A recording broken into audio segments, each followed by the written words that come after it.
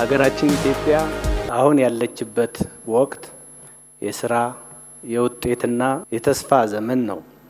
የለውጡ መንግስት የሚከተለው የመደመር እሳቤ ትልቁ መገለጫ ካለፈው መልካሙን በማስቀጠል ዛሬን ተግቶ በመስራት ለነገ የሚተርፍ ትውልድ ተሻጋሪ አሻራን ማስቀመጥ ነው። ይህ ፕሮግራም የከተማና መሰረተ ልማት ሚኒስቴርን ጨምሮ በሌሎች ሚኒስቴር መስሪያ ቤቶችና ቁልፍ የመሰረተ ልማት ተቋማት በቅንጅትና በትብብር መዘጋጀቱ መሰረተ ልማትን እንደ ሀገር ተቀናጅቶ የመምራት አዲስ ባህል እየገነባን መምጣታችንን አመላካች ነው። የዝግጅቱ መሪ ቃል ኢትዮጵያ ትገነባለች፣ ፈጠራ፣ ፍጥነትና ጥራት ለመሰረተ ልማት መርታ የሚለው መልእክት ጥልቅ ነው።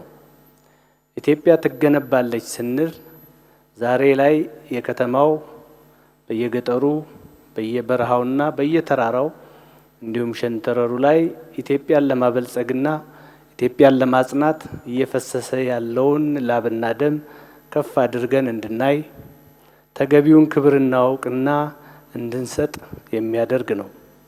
በኢትዮጵያ እየታየ ያለውን ለውጥ ብዙዎች ተሞክሮ የሚወሰድበት መሆኑን አምነው አብረውን እየሰሩ ይገኛሉ። ከዚህ ባሻገር ግን ሁለት የሚገርሙን አስተያየቶች በተለያዩ አማራጮች ሲሰነዘሩ እንሰማለን።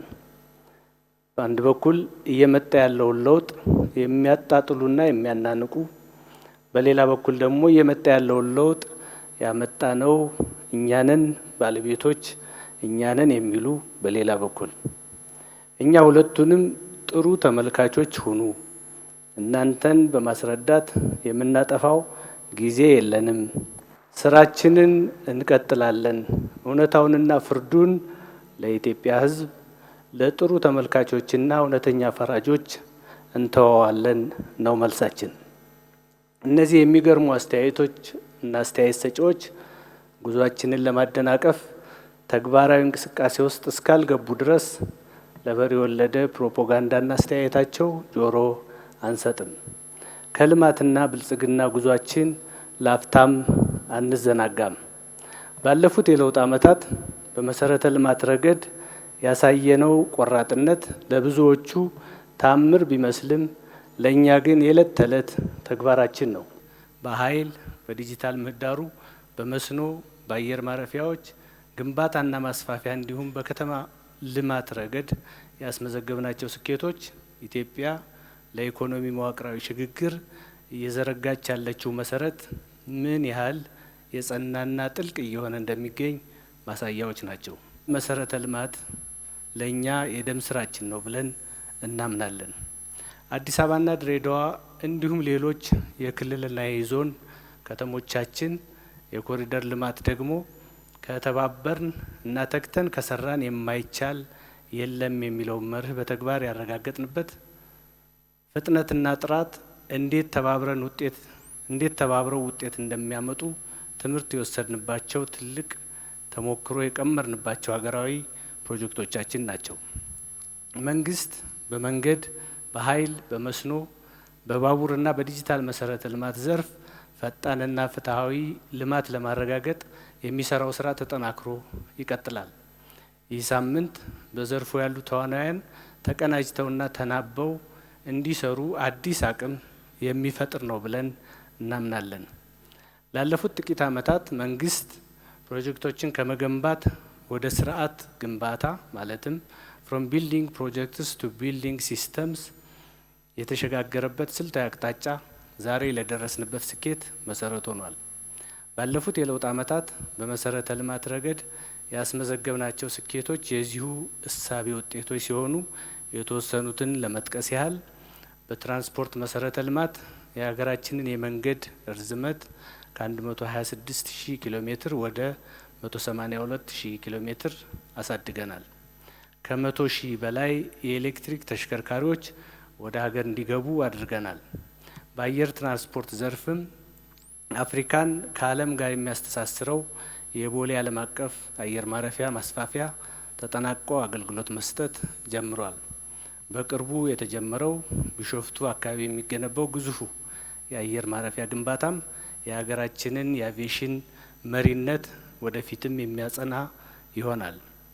በኃይልና በመስኖ መሰረተ ልማት የታላቁን ህዳሴ ግድብ ግንባታ በውጤታማነት በማጠናቀቅ የታዳሽ ኃይል የማመንጨት አቅማችንን ከለውጡ በፊት 4000 ሜጋዋት አካባቢ የነበረውን በአሁኑ ሰዓት 10000 ሜጋዋት አካባቢ ማድረስ ተችሏል።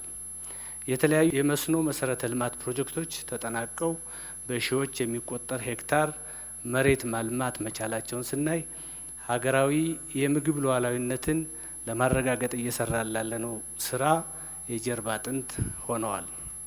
በዲጂታል ዘርፍ የዲጂታል ኢትዮጵያ 2025 ስትራቴጂን በማሳካት የሞባይል ተጠቃሚ የኢንተርኔት ተጠቃሚዎች ከፍ እንዲሉ አድርገናል። ዛሬ ላይ 28 ከተሞቻችን የ5G እና 1070 ከተሞች የ4G ኔትወርክ ተጠቃሚ ሆነዋል። የዲጂታል ኢትዮጵያ 2030 ስትራቴጂን አጽድቀን በተሟላ ትግበራ ጀምረናል። ዘርፉን በዲጂታል ቴክኖሎጂ ለማገዝ የተጀመሩ የአንድ መስኮት ወይም የሲንግል ዊንዶው አገልግሎቶች የባለሙያዎች የብቃት ማረጋገጫና የስራ ደረጃዎች ደረጃቸውን ጠብቀው መተግበር መጀመራቸው ለዘርፉ መለወጥ ትልቅ ተስፋ የሚሰጡ ናቸው። በኮንስትራክሽን ኢንዱስትሪ ውስጥ የሚታዩትን የጊዜ የጥራትና የወጪ ተግዳሮቶች ለመቅረፍ ኢንዱስትሪው መለወጥና ማደግ እንዳለበት መንግስት በጽኑ ያምናል። ለዚህ የሚረዱ የፖሊሲ የህግ ማዕቀፎች የቴክኖሎጂ አጠቃቀምና የባለሙያዎች ብቃት ማሳደግ ላይ ያተኮሩ ስራዎች እየተሰሩ ይገኛሉ። በተለይ የሀገር ውስጥ ምርቶችን የመተካት ኢምፖርት ሰብስቲቱሽን እንቅስቃሴ የኢንዱስትሪውን ጥገኝነት ለመቀነስ ወሳኝ እርምጃ ነው። መጀመሪያ ጊዜ የሚካሄደው የኮንስትራክሽን ዘርፍ ተወዳዳሪነትና የእውቅና ስነ ስርዓት በኢንዱስትሪው ውስጥ ውጤታማ ለሆኑ ተቋራጮች፣ አማካሪዎችና ባለሙያዎች የሚሰጥ ሽልማት ብቻ ሳይሆን ለወደፊቱ የላቀ ስራችን ከጎናችን ለሚቆሙም የምንሰጠው ታላቅ ሀገራዊ ማበረታቻ ነው። ባሳለፍናቸው የለውጥና የልማት ጉዟችን በፈተና ወቅትም ጭምር ከጎናችን ለቆሙ የልማት አጋሮቻችን የምንሰጠው እውቅና መንግስት ለጋራ እድገትና ለተጠነከረ ዓለም አቀፍ አጋርነት ያለውን ታላቅ ክብር የሚያሳይ ነው። ኢትዮጵያውያን አገርን መገንባት እንጂ እያፈረሱ ከዜሮ መጀመር እንደማይመጥነን በተግባር እያሳየን ነው። ትናንት የተገነባው ለዛሬ፣ ዛሬ የምንገነባው ደግሞ ለነገ ትውልድ ኩራት ነው። የብልጽግና ጉዟችን በመደመር መርህ ይቀጥላል።